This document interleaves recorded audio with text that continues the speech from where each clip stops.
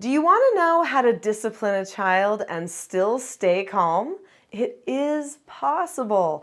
I'm Nicholeen Peck, and I teach all over the world about parenting, good communication, how to build strong family bonds, child development, and education, all through the lens of the principle self-government. In this video, we're talking about disciplining and staying calm.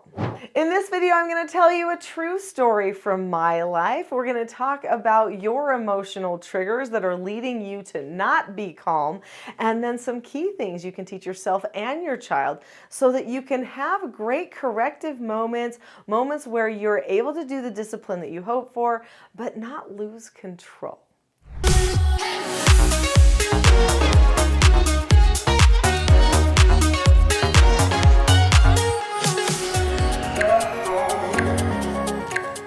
I'm a pretty high-spirited person. In fact, I would say kind of one of those bigger personalities where I could be dramatic if I wanted to. And when I was young, especially in my teen years and early adult years, I would sometimes get into fights with people. And I know my parents struggled a little bit with me, especially when I was in my early teens. It wasn't until I learned to say okay and be okay that my whole life changed. My relationship changed with my parents, with teachers, with friends. Suddenly, I started down this road toward calmness that I did not know was even possible for me. I used my strong will to find calmness instead. Anger only goes so far, and really it is a type of emotional manipulation. And it's usually also a sign that something is not okay within yourself. So if you're boiling up on the inside because of somebody else's behavior, their attitude, their words, whatever they're doing with you, then you know you need to put yourself into check first.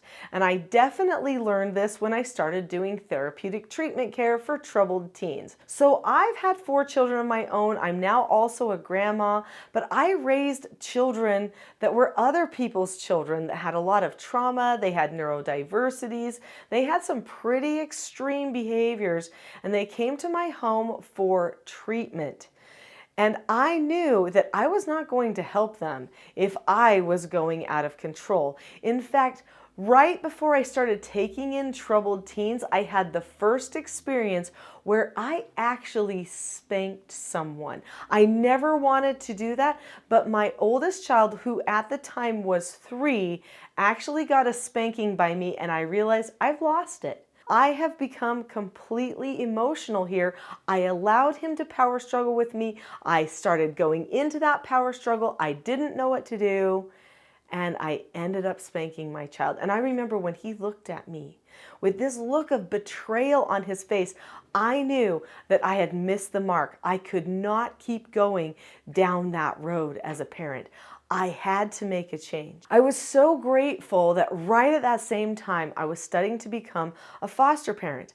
And this study was bringing me in touch with some skills that were going to be very successful. They were skills that it wasn't just my foster children that needed these skills. I needed the skills too. So if you are familiar with the Teaching Self-Government books, then you know that this book, Roles, talks about who I am in my relationships with my children. And I definitely, when I was engaging in a power struggle, was not remembering that. I wasn't being the teacher. I was somehow taking things personally and overreacting. If you know my main book about parenting, this is the one that everybody gets, called Parenting a House United, then you know that I plan for how I'm going to correct my children, and that there are 4 basic skills that we teach in our family so that everyone learns self-government. If you're familiar with my book, Popular Parenting Methods, which by the way has a new edition coming out here pretty soon, then you know that I am very deliberate about the type of parenting or style of parenting that I'm going to be using, and I am aware about my traps. But when did I learn all of these things? I learned these things by first learning the 4 basic skills of self-government. These children's books each teach one of those 4 basic skills. The 4 basic skills are following instructions, accepting no answers and criticism, accepting consequences, and disagreeing appropriately. If I'm going to stay calm, if I'm not going to take things personally, then I need the skill accepting no answers. So how do you accept no answers? When you accept no answers, you do 4 things. You look at the person or the situation, you keep a calm face, voice, and body. You say, okay, that's what happened, or that's the no. Or you could disagree appropriately with the person if there's someone to disagree with. And then you drop the subject, which means you stop thinking about it. You stop worrying about it. You stop acting the way that you're acting. This was something I had to learn as a parent. So not only was I teaching this as one of the primary skills for all of my children, my biological children, as well as my foster treatment children that were in my home, but I needed it. When they were going out of control, I needed to tell myself, this is just a no answer. You wish they weren't having this issue right now, but they are. So you need to stay calm about it and say, okay, this is what's happening, and then drop the subject about it in your mind and move on to doing a proper correction. So doing a proper correction, this was liberating for me. When I learned the steps for how to do a proper correction, I knew that I did not need to overreact anymore. I didn't need to power struggle anymore. I didn't need to get to a place where I was intimidating or trying to drive fear into my children's hearts. Instead, I just needed to teach them things that they already knew. Just remind them of those things and then allow them the opportunity to accept their negative consequences. There is a difference between punishment and consequence. I don't love the idea of punishments. Usually there's an emotional attachment to the concept of punishment.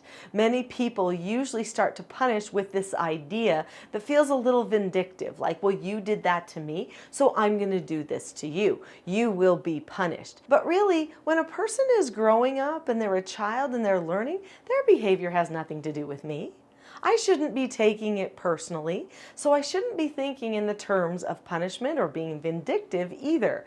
Instead, I'm a teacher. They're a learner. That's my role, and that's their role. And if I'm going to respect everybody's role, then I need to not be afraid of having the teaching moments with my child that are required. So when they do something that needs a correction, instead I say, oh, this is an opportunity for me to do a correction.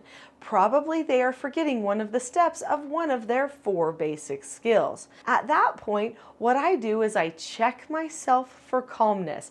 And if you've not heard some of the videos on this channel about calmness, I highly recommend that you do that and that you get my book, The Power of Calm, when it comes out, because that's one of my new books that's coming really soon. After I check myself for calmness, then I go into my steps for how to do a correction. So when you do a correction, you describe the situation. So just now, this is what happened, and this wasn't a good choice. And then I describe why. Why wasn't this a good choice? I give them a reason that hopefully matters to their heart and to their mind so that they'll make a change in the future. Then I tell them exactly what they should have done so that they can repair this situation going forward.